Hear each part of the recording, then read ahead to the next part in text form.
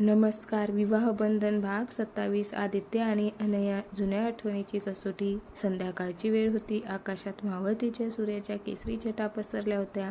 आदित्य गॅलरीत उभा राहून खाली रस्त्याकडे पाहत होता.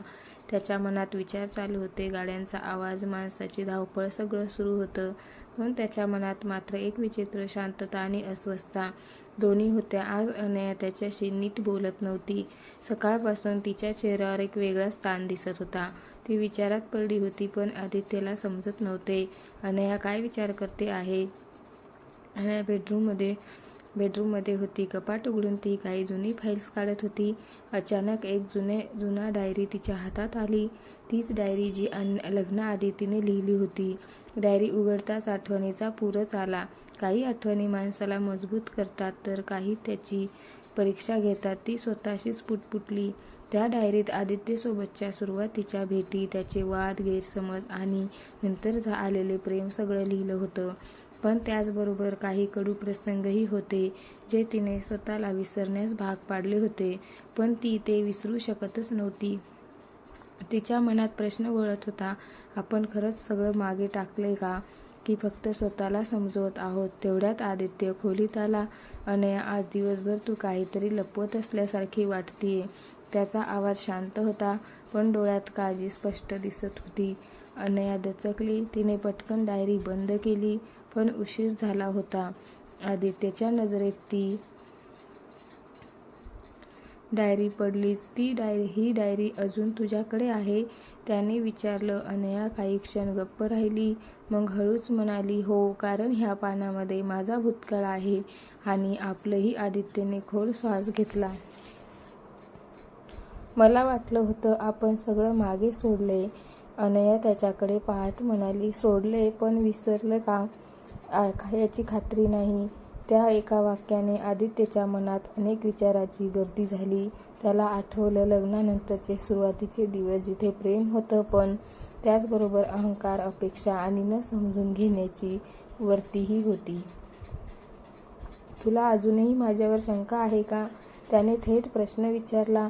अनया थोडी भावूक झाली. शंका नाही आदित्य, पण भीती आहे.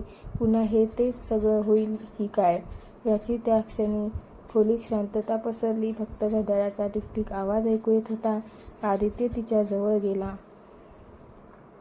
अनया, प्रत्येक नात्याची परीक्षा होते, पण जुन्या आठवणी जर आपण सतत उकरून काढत राहिलो तर वर्तमान कसं जपू? अनयाच्या डोळ्यात पाणी आलं. मला माहिती आहे, पण आज अचानक सगळं मनात आलं. कारण आजच्या दिवशी 3 वर्षांपूर्वी आपण भांडलो होतो आणि मी घर सोडून जाण्याचा निर्णय घेतला होता. आदित्य स्तब्ध झाला. तो दिवस त्यालाही आठवला. तो दिवस ज्याने त्याच्या नात्याला वेगळं वळण दिलं होतं. मी तेव्हा खूप चुकीचा होतो, आदित्य म्हणाला. पण त्या चुकीनेच मला कळलं की तू माझ्या आयुष्यात किती महत्त्वाची आहेस. अनया त्याच्याकडे पाहतच हसण्याचा प्रयत्न करत म्हणाली, माणसं बदलतात का आदित्य? जर बदलायचं ठरवलं तर नक्कीच, तो ठामपणे म्हणाला. तेवढ्यात अनयाचा फोन वाजला. स्क्रीनवर एक नाव चमकलं, रोहन. अनयाचा चेहरा क्षणभर बदलला. आदित्यने ते पाहिलं. घे फोन, आदित्य म्हणाला, पण त्याच्या आवाजात नकळत ताण आला. अनयाने कॉल उचलला. हॅलो. समोरून रोहनचा आवाज होता. अनया, मला तुझ्याशी थोडं महत्त्वाचं बोलायचं आहे, जुन्या प्रोजेक्टबद्दल. कॉल संपल्यानंतर अनया गप्प बसली. रोहन? आदित्यने विचारलं. तो फक्त कामासंदर्भातच आहे, ती म्हणाली. पण आदित्यला माहीत होतं, रोहन म्हणजे अनयाच्या आयुष्यातील आणखी एक जुनी आठवण. एक असा अध्याय जो पूर्णपणे बंद झाला असला तरी त्याची सावली अजूनही कुठेतरी होती.